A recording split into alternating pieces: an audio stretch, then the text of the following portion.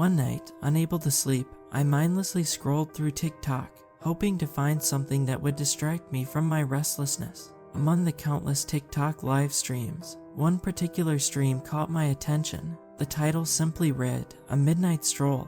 Intrigued, I tapped on it, unknowingly opening the door to a world of horror. The stream depicted a man silently traversing through a desolate forest. The eerie atmosphere was suffocating, with darkness seemingly swallowing the lone figure. To my utter shock, as the livestream continued, the man's path led him to a familiar place, my backyard.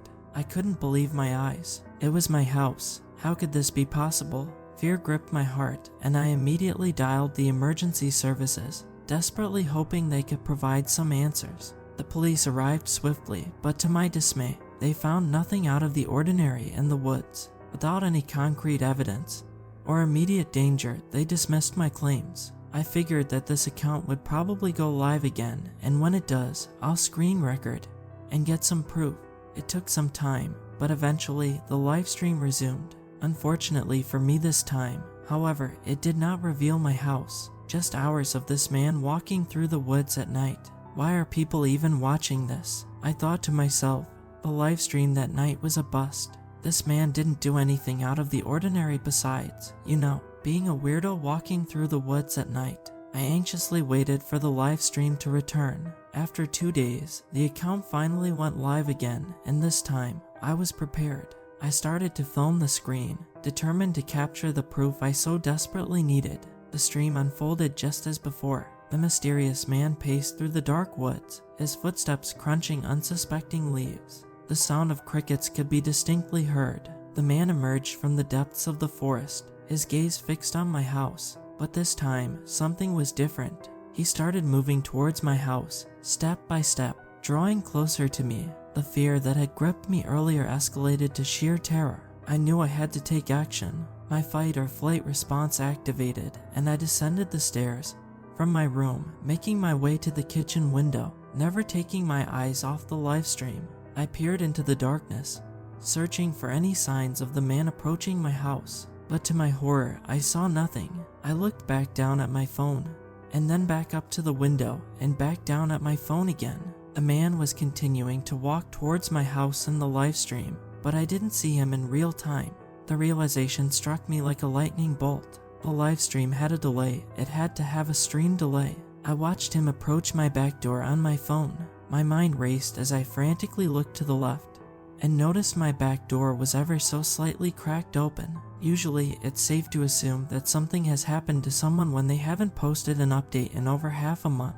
You would think they are dead by now. However, this time, you would be wrong. I found out I had a stalker through a TikTok live stream, and he managed to enter my house. Fortunately, I escaped through the back door. Here's what unfolded after that terrifying incident. I felt a chill crawl up my spine, my heart pounding against my chest. The realization that he was already inside hit me like a ton of bricks. He must have picked the lock. Without a second thought, I dashed towards the back door, propelled by a primal instinct to escape. Once I was outside, and at a safe distance from my house, I hastily dialed the emergency hotline, recounting the chilling events and pleading for immediate help. However, the response I received was far from reassuring. The operator seemed indifferent, having been through this ordeal before. They seemed skeptical and reluctant to act solely based on a screen recording of a TikTok live, and my back door being open. Their dismissive tone left me feeling helpless and abandoned. When I hung up the phone, as I looked towards my house, I saw the shadow of someone walking through my kitchen towards my back door, confirming my worst fears. Realizing that I couldn't rely on the authorities, I made a split-second decision. I had to take matters into my own hands. The adrenaline coursing through my veins numbed the pain of the branches scratching at my skin.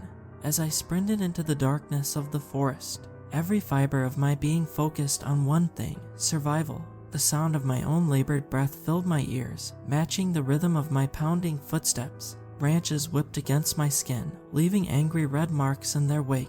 Fear propelled me forward, zigzagging through the maze of trees. Every rustle, every crack of a twig sent shivers down my spine, fueling me to run faster. The darkness swallowed me whole, with the moonlight only offering glimpses of the treacherous terrain ahead. But I couldn't afford to stumble or hesitate. I had to keep moving to outrun the clutches of my relentless pursuer. As I raced deeper into the woods, the sense of isolation intensified.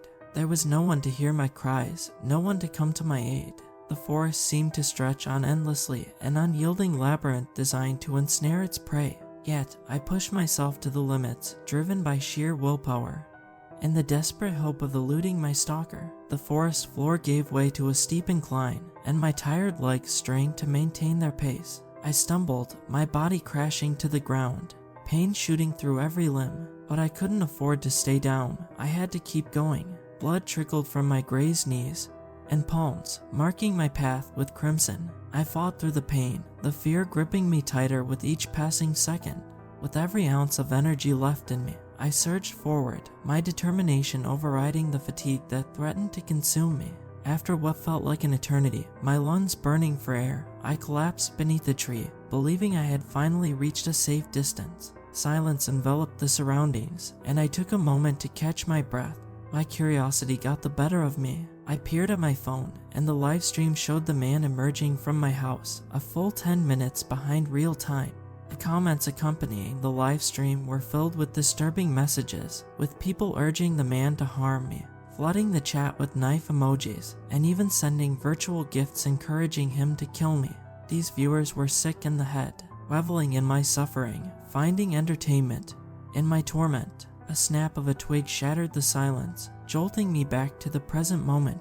The stalker was near. Instinctively, I rose to my feet, my gaze fixated on the approaching figure. In his hand, a phone lit the flash on, capturing his every move for the live stream. Panic surged through my veins, propelling me into motion once again. But fate had other plans as I tripped over a tree root and tumbled down a treacherous hill, my head colliding with unforgiving rocks. In that disorienting moment, I noticed my phone had been flung from my grasp, landing on the rocks, and then falling into the shallow water of the brook. I struggled to focus, blinking rapidly as my vision cleared, and there he was, the stalker, looming over my phone, with the TikTok live stream still running. When he bent down to reach for my phone, I realized I had an opportunity that I probably wouldn't get again. So, I stood up, my head throbbing, and picked up a sizable rock nearby. Without hesitation, I swung it with all my might, striking the stalker squarely in the back of his head. He tumbled forward, falling face first into the brook, his body motionless. My hands trembled as I dropped the blood-stained rock, my mind struggling to comprehend the magnitude of what I had just done. But I had to. It was him or me, life or death, and I chose life. To my surprise, the stalker's phone had miraculously landed on a rock and remained out of the water. It was still on TikTok. I picked up the phone and pointed it at the motionless figure floating in the brook, exposing what I had done to the viewers. The comments section exploded with W's, devil emojis, and demands for more. An unsettling realization dawned on me. I had become the new livestream host. The viewers craved violence, thrived on fear, and I had inadvertently become their new twisted entertainer. By giving that to them, they loved me, and I loved the attention. I know it's been a while since I last updated you all, but I've been adjusting to my newfound position. If you're ever scrolling through TikTok late at night and come across a live stream of a man walking through the woods, I hope you'll join me. We'll be selecting a new target very soon. Who knows, it could even be you.